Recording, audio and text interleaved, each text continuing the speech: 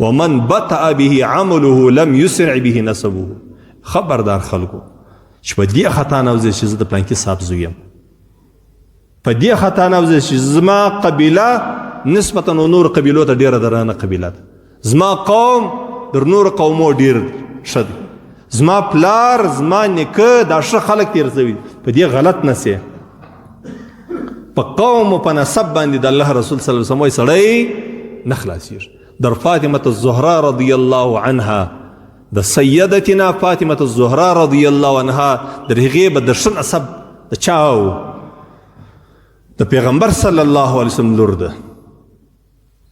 رسول الله صلی الله علیه وسلم د نفل لمانځه په باره کې د شپې د دوی و کور ته راغلی د ورته ویل چې تاسې پراته یاست ولاړ شئ لمونځ وکړئ،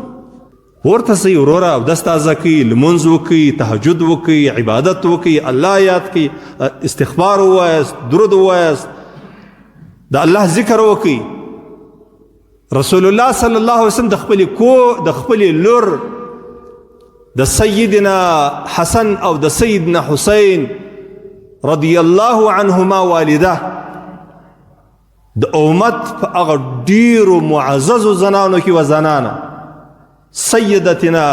فاطمة الزهراء رضی الله عنها و کور ته ورځي او د الله و عبادت ترغیب ورکوي، ورته وایي چې په دې باندې نه سې خلاصېدلی.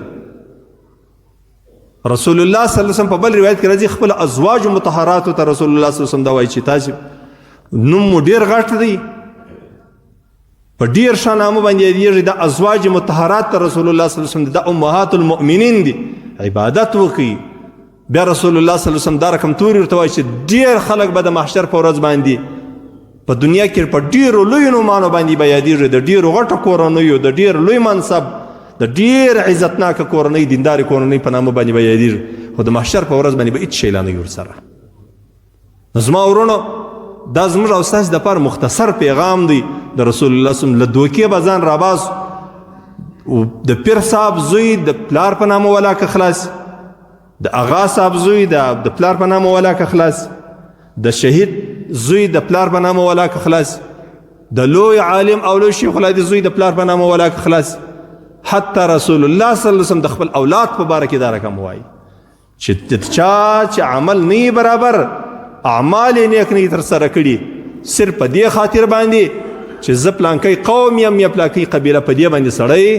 نسي خلاصېدلی. الله رب العزت دې موږ ته په دې احادیثو باندې عمل کولو توفیق رانصیب کړي. دا د مسلم شریف روایت و